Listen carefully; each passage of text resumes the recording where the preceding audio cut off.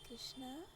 आज हम स्टार्ट कर रहे हैं नमकीन डबल रोटी का प्रशिष्ट थर्ड लेखक के विषय में। तो जो लेखक कौन था? जो गार्गिक था, कागो उसका पुत्र।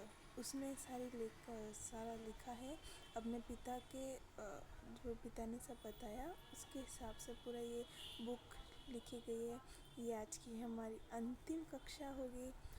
तो कल एक और सरप्राइज़ है, वो एंड में पता चलेगा। तो अभी हम स्टार्ट करते हैं।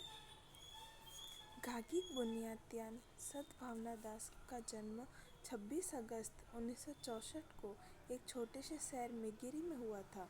उनके माता पिता बहुत अच्छे और परिवार प्रेमी थे तथा वे अपनी संतान के सुख और शिक्षा के लिए सब कुछ बलिदान करने को तैयार थे। बचपन से ही उनके अंदर कुछ अलग ही गुण दिखते थे जिन्होंने उनके माता पिता को यह सोचने की में विवश कर दिया था कि उनका लड़का दूसरों की तरह नहीं है और निश्चित रूप से उनके या किसी अन्य के नियंत्रण में रहने वाला नहीं है। बचपन में वे बहुत ही सक्रिय और स्फूर्ति वाले, तेज तर्रार और समझदार बालक थे जो स्कूल के विभिन्न कार्यक्रमों जैसे खेल, नाटक आदि में भाग लेते थे। वे बचपन में जैसा कि उनकी माँ ने उनके दोस्तों को उनके विषय में कहा करती थी, एक नटखट और प्यारे बच्चे थे। उनको उनके मित्र और अध्यापक बहुत प्रेम करते थे और वे भी उन्हें प्रेम करते तथा सम्मान देते थे। वे कभी कभी बहुत विचित्र और गहन प्रश्न पूछते थे और उनके प्रश्नों से अध्यापक चक्कर में पड़ जाते थे और उत्तर नहीं दे पाते थे। वे हमेशा उनके माता पिता को यही कहते थे कि यह कुछ खास बच्चा है। वे यह भी कहा करते थे कि यदि वह थोड़ी देर और मेहनत करे तो कक्षा में सबसे अच्छे बच्चों में से हो सकता है। दुर्भाग्यवश मैं खराब संगत के होने के कारण बचपन से ही ड्रग्स, मारिजुनिया लेने लगा था। उन्होंने शेष सब कार्यकलाप छोड़ दिए और अपने जीवन की लंबी यात्रा को सब तरह के साहित्य और पुस्तकें जो उस समय मिली थी पढ़ना आरंभ कर दिया। वे भगवान के विषय में ज्ञान प्राप्त करना चाहते थे, परंतु उनकी ज्ञान पिपासा मिट नहीं सकी। उन्हें भारतीय संगीत, नृत्य, सिनेमा तथा दर्शन शास्त्र बचपन से ही बहुत अच्छे लगते थे और भारत के फिल्मी सितारे और कलाकार राज कपूर, लता मंगेशकर, आशा पारेख, हेमा मालिनी, धर्मेंद्र और अमिताभ बच्चन उनके बहुत प्रिय कलाकार थे। वे कहते थे कि इन कलाकारों ने उन्हें कृष्ण भक्त बना दिया और वे उनके बहुत कृतज्ञ थे। विशेषतः उन्हें हेमा मालिनी उन सब कलाकारों में से अच्छी लगती थी। गार्गिक का विश्वास था कि वे किसी पत्थर हृदय व्यक्ति का हृदय भी अपने अभिनय, नृत्य और आश्चर्यदायी चलचित्रों से बदल सकती है। किस प्रकार समय और परिस्थिति उन्हें जीवन के एक अलग राह पर ले गए और उन्हें धर्म एवं पूर्वी देशों के दर्शन अच्छे लगने लगे। उन्हें अपने मित्र, जानवर तथा पक्षियों के प्रति बहुत ही सहानुभूति थी और 15 वर्ष की आयु से ही वे पूर्ण शाकाहारी बन गए। इसका विवृत वर्णन इस पुस्तक में दिया गया है। 1981 में उन्होंने अपनी स्कूल शिक्षा पूरी की और 1982 से 1984 तक रूसी सेना में कार्य किया, जो उस समय कानूनी बाध्यता थी। 1984 में सेना से वापस आने पर सौभाग्यवश वे हरे कृष्णा भक्तों से मिले और उन्हें सब प्रश्न के उत्तर मिल गए।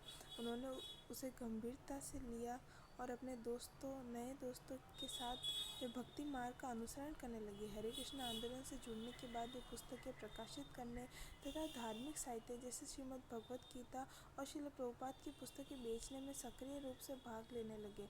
जल्द ही वे अपने मित्र सचिशु दास के साथ आर्मेनिया के सबसे अधिक सक्रिय पुस्तकें बेचने वाले व्यक्ति बन गए। उन्हें कई बार बंदी बनाया गया तथा केजीबी के सदस्यों द्वारा अत्याचार किया गया।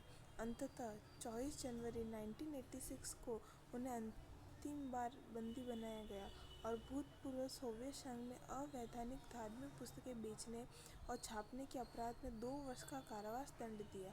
25 मार्च 1986 को निराली परिस्थिति में उन्हें उनके आध्यात्मिक गुरु हरिके स्वामी ने हरे कृष्णा भक्ति में दीक्षित किया और उन्हें सद्भावना दास नाम दिया। 26 जनवरी 1986 से 22 जनवरी 1988 तक रूसी और आर्मेनिया कारावासों में उन पर हरे कृष्ण आंदोलन की गतिविधि में सम्मिलित होने के कारण भयंकर अत्याचार किए गए। जून 1986 में उन्हें सोवेताशेन नामक मानसिक कारावास अस्पताल भेज दिया गया और वहाँ कारावास के अधिकारियों ने उन पर बहुत अत्याचार किए। जुलाई 1986 में उन्हें 2 साल की सज़ा दी गई और उन्हें कई बार स्वेच्छा से कृष्ण भावना गतिविधियों में छोड़ने को कहा गया और यदि वे मान जाते तो उनकी 1/3 सज़ा कम हो जाती थी, परंतु उन्होंने मना कर दिया। उनके परिणाम स्वरूप उन्हें उनके जन्मदिन 26 अगस्त 1986 पर 2 वर्ष के लिए रूसी कारावास में भेज दिया गया। रूसी पुलिस ने उन्हें वचन दिया कि वे कारावास में भूख से मर जाएंगे। 22 जनवरी 1988 में उन्होंने कारावास शिविर में 2 दिन पहले मुक्त कर दिया गया क्योंकि शनिवार और रविवार कार्यालय की छुट्टी के दिन थे। 18 मई 1988 को सद्भावना दास ने दशत्रिक पुण्यात्मा दैनवंती देवी दासी से विवाह किया। उनकी 3 असाधारण संतानें रासलीला 14 वर्ष, नरेक यानी बलराम 9 वर्ष तथा साक्रिक यानी सच्चिशुद्ध 17 वर्ष। सबसे बड़े पुत्र का यह नाम उनके मित्र और साथी सच्चिशुद्ध दास के सम्मान में और समर्पण के रूप में रखा गया। सच्चिशुद्ध दास ने कारावास में ही अपना नश्वर शरीर 26 दिसंबर 1987 को त्याग दिया था। यह उनके कारावास से छूटने के निश्चित समय से 1 महीने से पहले ही हुआ। फरवरी 1989 में घाघिक पुण्यात्मा ने पहले 50 रूसी हरे कृष्णा भक्तों के साथ भारत की यात्रा की। वे तत्कालीन प्रधानमंत्री राजीव गांधी से भी मिले तथा 2 महीने तक पवित्र तीर्थ स्थानों की यात्रा की। 1990 में वे अपने परिवार के साथ शरणार्थी के रूप में भारत आए। उन्होंने संयुक्त राष्ट्र शरणार्थी आयोग ने शरणार्थी घोषित किया। वे 7 वर्ष तक भारत में मायापुर धाम में ही रहे और वहीं उनकी 3 संतानों का जन्म हुआ। अपनी मातृभूमि लौटने से पहले 1998 में वे अमेरिका चले गए और वहाँ 4 वर्षों तक रहे। हरे कृष्णा। हरे कृष्णा। ये हमने जो घाघिक बुनियात्यान था, जो सद्भावना दास था, उनकी जीवनी और मतलब ये बुक में क्या था उसको एक मोटे तौर पे रीकैप देखा हमने कि इस बुक में क्या था। इतना उनको प्रताड़ित किया गया फिर भी उन्होंने कभी भी भक्ति नहीं छोड़ी और एट द एंड फाइनली वो भगवान के धाम गए। तो हमें भी ऐसा ही होना है कि कोई भी परिस्थिति हो भक्ति नहीं छोड़नी, भगवान को नहीं छोड़ना है, उन पर पूर्ण रूप में समर्पित होना है। जैसे आज जो हमारा इस्कॉन टेम्पल है वहाँ पे कार्तिक कृष्ण प्रभु जी ने एक लेक्चर दिया। उसमें बताया कि भक्त को पूर्ण रूप में भगवान के ऊपर सरेंडर करना चाहिए, तभी भक्ति आती है। भक्ति के 6 नियम होते शरणागति के। सबसे पहले विनम्रता, जो इन भक्तों में थी, इतनी विनम्रता थी कि इनको इतना प्रताड़ित किया गया, इनके साथ इतना गलत हुआ, फिर भी उन्होंने सब कुछ सहन किया, उन्होंने कभी मान की इच्छा नहीं रखी। तो इनमें विनम्रता थी। हमें भी यही करना चाहिए कि अगर कोई हमारे साथ कैसा भी व्यवहार करे, हमें सब कुछ सहन करना चाहिए और मान की इच्छा कभी नहीं रखनी चाहिए। तभी हम भक्ति के फर्स्ट स्टेज पर पहुँचते, विनम्रता। सेकंड, हमें भगवान पर पूर्ण रूप में समर्पित होना चाहिए। जिस तरह द्रौपदी ने रखा था कि उन्होंने पहले एक हाथ से साड़ी को पकड़ के भगवान को याद किया, फिर 2 हाथ, फिर उसके बाद में दोनों हाथ छोड़ के पूर्ण रूप में भगवान पे समर्पित हुए तो भगवान स्वयं आए और उनकी साड़ी बढ़ाई, चीर बढ़ाई। तो ऐसे ही हमें भगवान पर पूर्ण रूप में भरोसा रखना चाहिए। और फिर थर्ड, गुरु पे विश्वास रखना चाहिए कि भगवान और गुरु दोनों में कोई अंतर नहीं होता है। यदि हम गुरु को भी अगर भौतिक दृष्टि से देखते हैं तो वो भी एक अपराध के रूप में होता है। एक अगर गुरु के कोई भी वचन हो तो उन्हें मतलब समझ हम कृष्ण के वचन है। जैसे अभी हिज होलीनेस भक्ति आश्रय वैष्णव स्वामी महाराज हमारे टेम्पल पाली के इस्कॉन टेम्पल में आए, तो उन्होंने काफ़ी बार बोला कि आपको एक ज़मीन खरीदनी चाहिए, ज़मीन खरीदनी चाहिए सेंटर के लिए, रेंट में कब तक रहेंगे आप लोग। उससे पहले हमारे जो वरिष्ठ भक्त थे उन्होंने काफ़ी ट्राई किया, कहीं पे ज़मीन नहीं मिल रही थी, लेकिन महाराज जी ने बोला कि आपको ज़मीन के लिए ट्राई करना चाहिए। और विद इन नेक्स्ट डे अपने आप से ही प्रभु जी आए और उन्होंने डोनेशन दिया, 2 करोड़ की डोनेशन दिया, और पाली को एक ऑफिशियल इस्कॉन टेम्पल अब खुलने जा रहा है। तो ऐसा देखा कि गुरु ने आदेश दिया और गुरु के वचन यानी भगवान के वचन, गुरु कुछ बोले तो भगवान को भी वो करना पड़ता है क्योंकि दोनों समान है। तो गुरु के ऊपर पूर्ण रूपेण श्रद्धा रखनी चाहिए, गुरु के एक एक वचन को हमें आत्मसात करना चाहिए। तो ऐसा ही मतलब स्टेज होते हैं। तो 2 स्टेज मुझे याद थोड़े थोड़े याद है, मेरे नोट्स में लिखे हुए, तो मैं आपको पढ़ के फिर बताऊँगी। तो उसमें ऐसा था, तो हमें भी यही सीखना चाहिए, तभी हमें भक्ति आएगी, विनम्रता आएगी तभी हमें भक्ति आएगी। और हमें भगवान का साथ कभी नहीं छोड़ना चाहिए। इस बुक से, इस स्टोरी से हमें ये सीखना चाहिए कि अब बस, अब बहुत हो गया मस्ती मजाक, अब तो सीरियस होना ही चाहिए, क्योंकि मृत्यु का कोई ठिकाना नहीं, वो कभी भी आ सकती है। कल करेंगे, बाद में करेंगे, कुछ नहीं, अब बस सिर्फ कृष्ण, गुरु और कुछ नहीं, एक ही गोल होना चाहिए हमारा। ये कहना तो ऐसे बहुत आसान है पर करना बहुत मुश्किल है, मेरे से भी बहुत मुश्किल से होता है। तो बस हम ज़्यादा से ज़्यादा प्रयास करें, भक्तों का सानिध्य प्राप्त करें, उनसे प्रार्थना करते रहें कि हमें भक्ति प्रदान करो, और गुरु की कृपा से फिर हम और आगे भक्ति में अग्रसर हो गए भक्तों की कृपा से। और ये था इसमें। तो अभी हम थोड़ा सा और है, अभी रीड करते। आर्मेनिया में कृष्ण भक्त पर हुए अत्याचारों का इतिहास और संक्षिप्त वर्णन। तो ये भी हम रीड करते। 1981 इस्कॉन सदस्यों का गुप्त रूप से पूजा के लिए मिलन। 1985 केजीबी द्वारा 2 कृष्ण भक्त पर मुकदमे। 1986 मार्तिक जामकोचियान की मनोवैज्ञानिक अस्पताल में 25 वर्ष की आयु में मृत्यु, उसे बलपूर्वक कच्चे अंडे खिलाए गए तथा बड़ी मात्रा में मनोवैज्ञानिक दवाएं दी गई। 1986 हरे कृष्ण आंदोलन के 7 सदस्य बंदी बनाए गए, उनमें से 4 ने कई महीने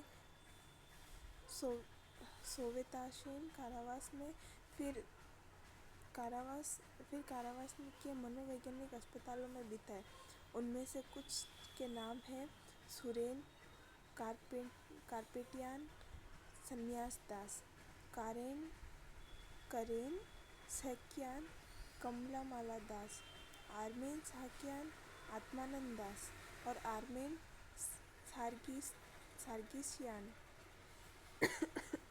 इनमें से 3 पर अवैधानिक ढंग से धार्मिक साहित्य बांटने तथा बेचने के आरोप में लगाया गया।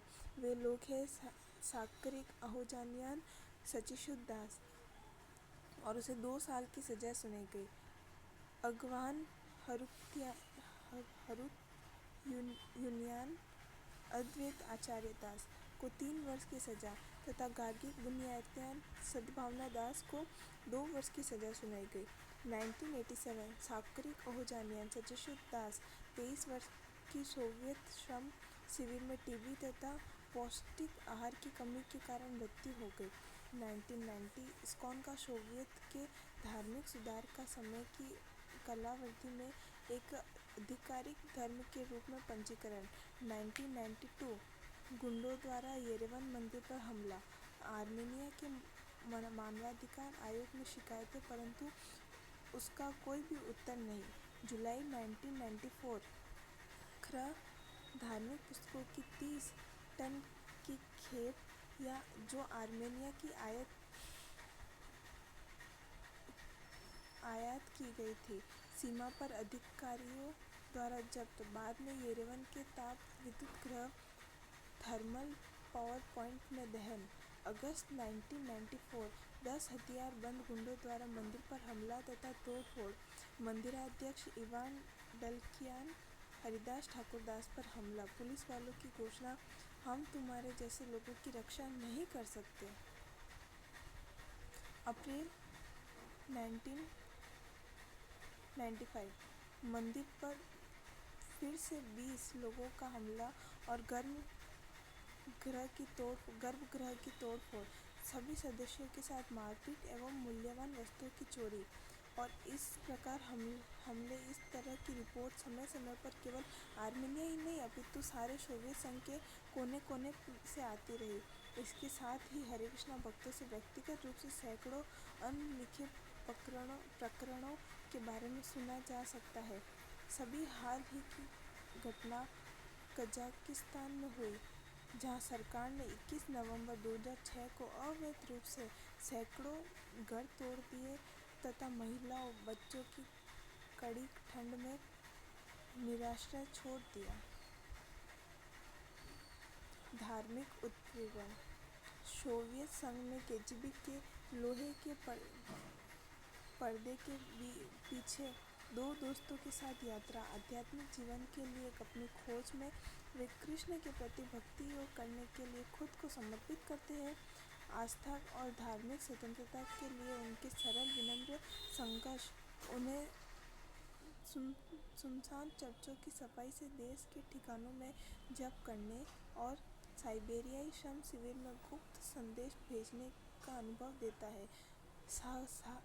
साहसिक प्रेरणा और हास्य से भरा हुआ गागी बुनियादयान और सार्किक अहोजानियान की सच्ची कहानी पाठक को प्रसन्न और उत्साहित करेंगे।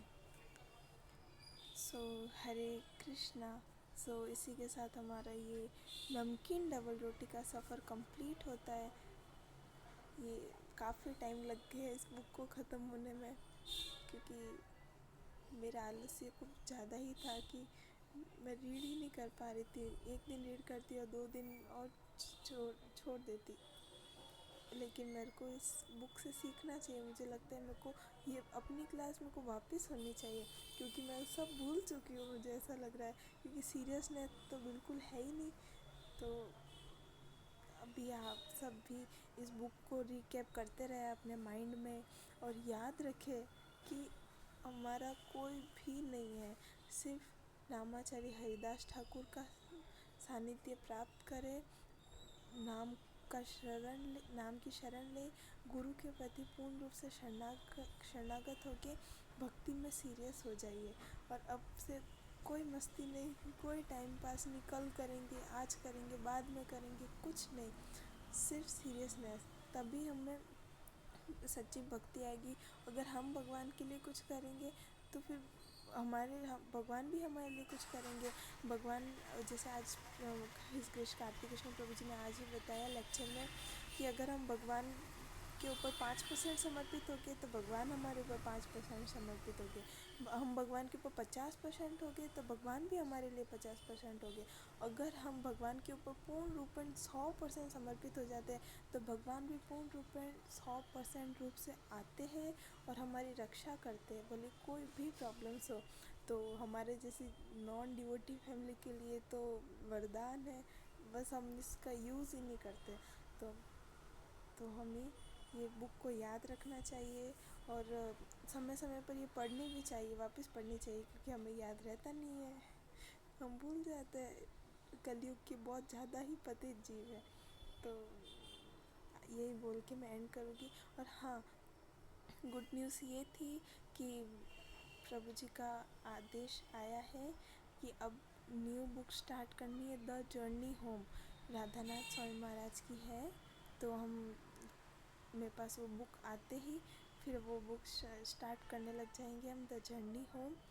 तो उस बुक के लिए भी आप रेडी होइए और इस बुक को भी आप हमेशा याद रखना, इसी को पकड़ के चलना। और तब तक के लिए हरे कृष्णा। अगर मुझसे पूरे सेशन में कोई भी त्रुटि हुई है, वैसे तो खूब सारी हुई है, मुझे प्लीज़ क्षमा करना और अपनी कृपा बनाए रखना कि मैं भी अब भक्ति में आगे अग्रसर हो पाऊँ और थोड़ी तो भक्ति आए, थोड़ी तो विनम्रता आए और गुरु के प्रति और कृष्ण के प्रति मैं समर्पित हो पाऊँ, समर्पण दिखा पाऊँ अपना।